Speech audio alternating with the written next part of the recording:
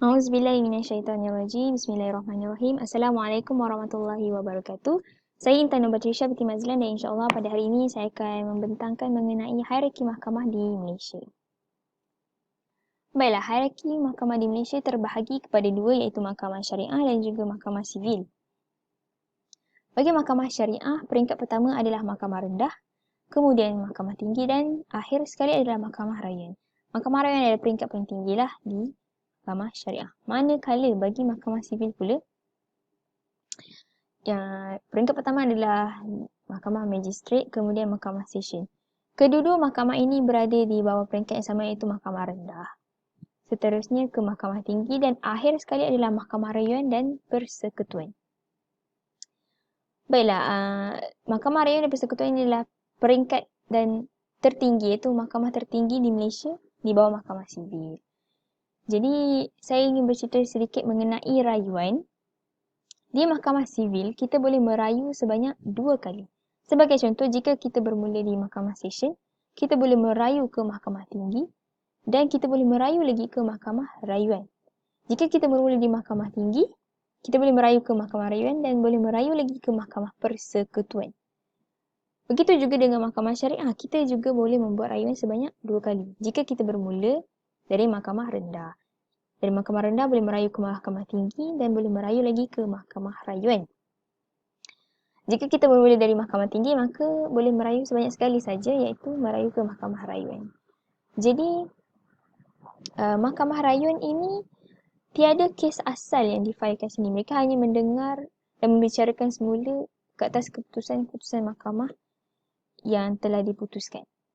Maksudnya, seperti yang kita tahu, apabila mahkamah telah mengeluarkan keputusan dan kita tidak berpuas hati, maka kita boleh merayu ke mahkamah rayuan. Jadi sebab itulah mahkamah rayuan merupakan peringkat tertinggi dan tiada kes asal yang difailkan di situ. Seterusnya, jurisdiction of Sharia courts. Jurisdiction is to hear and decide cases. Jadi jurisdiction ini adalah bidang kuasa, okey. Bidang kuasa adalah satu autoriti untuk mendengar iaitu membicarakan dan memutuskan kes-kes. So when it comes to Syariah matters, it's all about state matters. Segala perkara yang melibatkan perkara syariah, mereka semua hanyalah termaktub di bawah undang-undang negeri. Okey.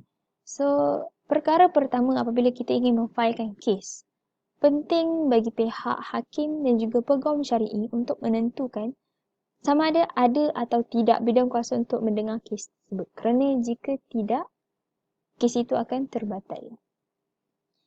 Ini adalah berdasarkan daripada kaedah dalam qawaid fiqhiyah iaitu al-faqidu la yu'ti.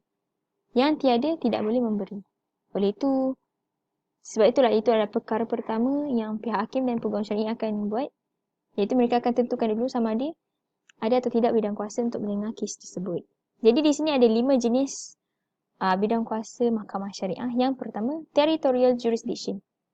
Ini adalah bidang kuasa yang berkait dengan tempat. Sebagai contoh, setiap negeri mempunyai enactment dan undang-undang tersendiri. Mempunyai enactment masing-masing.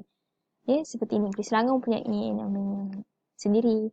Negeri Terengganu lain, negeri Kelantan lain. Okey. Yang kedua, subject matter jurisdiction. Ini adalah bidang kuasa yang berkait dengan perkara. Apa perkara yang mahkamah syariah ada bidang kuasa untuk mendengar. Okay. Seterusnya, jurisdiction over persons. Contohnya tu Muslims, non-Muslims, artificial persons, person according to law, itu syarikat-syarikat, itu legal person or legal entity. Sebagai contoh, KWSP, PH Hotel and Bank Islam. Yang keempat, appellate jurisdiction. Ini adalah bidang kuasa untuk mendengar rayuan. Dan yang terakhir adalah supervisory, iaitu pengawasan dan semakan. Bagi bidang kuasa, semakan kes, iaitu untuk review semula kes, hanya ada pada mahkamah sivil. Mahkamah syariah tidak mempunyai bidang kuasa ini. Dan penting juga bagi peguam syar'i untuk mahir semua undang-undang negeri. Kerana seperti yang kita tahu, bidang mahkamah syariah ini adalah di bawah undang-undang negeri dan setiap negeri mempunyai enactment masing-masing. Oleh itu, peguam syar'i perlu mahir semua undang-undang negeri. Seterusnya, Malaysian Sharia Courts Criminal Jurisdiction. Okey. Bidang kuasa dalam kes jenayah di bawah Mahkamah Syariah. Seksyen 2 Akta Mahkamah Syariah 1965 menyatakan bahawa hanya dikenakan ke atas orang Islam. Dan dalam kes jenayah ini hanya dikenakan ke atas orang Islam saja. Dan dalam senarai 2 jadual 9 Perlembagaan Persekutuan ada menyatakan senarai negeri ini, ada menyatakan senarai negeri serta bidang kuasa dalam kes jenayah. Apa bidang kuasa dalam kes jenayah? Apa dia maksudnya? Apa kesalahan jenayah yang Mahkamah Syariah ada berbidang kuasa? Okey, maafkan saya.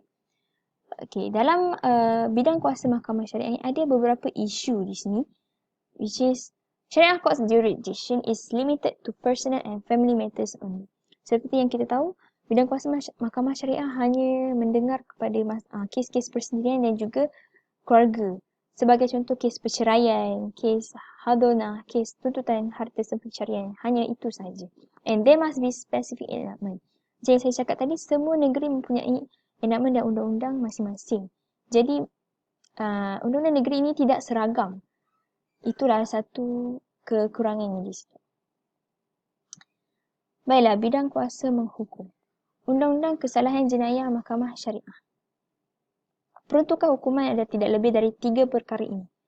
Yang pertama, 3 tahun penjara. Yang kedua, RM5,000 denda. Dan yang terakhir adalah 6 kali sebatan.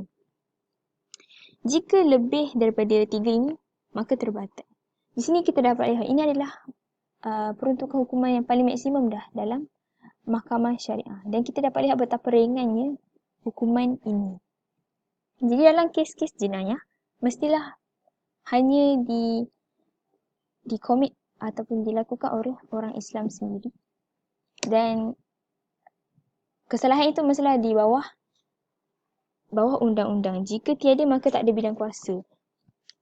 Ini untuk kes jenayah lah yang untuk didengar di Mahkamah Syariah. Hanya termasuk dalam 2 perkara ini. Mestilah commit by Muslims and then offences provided under the law. Jadi, macam mana kita nak tentukan satu kes itu didengar di bawah mahkamah rendah atau mahkamah tinggi? Jadi, kita melihat kepada hukuman maksimum yang diperuntukkan di bawah kesalahan itu, which is, jika tak lebih setahun penjara dan tidak lebih daripada RM2,000 denda, itu adalah di bawah mahkamah rendah. Dan jika lebih, maka itu adalah mahkamah tinggi. Okey, antara isu lagi berkaitan dengan bidang kuasa menghukum, iaitu RUU 355. RUU 355 ini adalah satu usaha untuk memperjuangkan agar bidang kuasa menghukum di kesalahan jenayah Mahkamah Syariah dipertingkatkan lagi kepada 3 perkara ini. Yang pertama, RM100,000 denda, 100 sebatan dan 30 tahun penjara. Ini adalah salah satu usaha lah yang telah dilakukan dan telah lama diperbincangkan.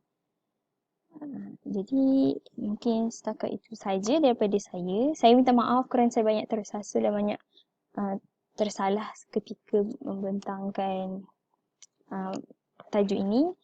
Jadi insyaAllah segala yang buruk datangnya daripada saya dan yang baik semua datang daripada Allah.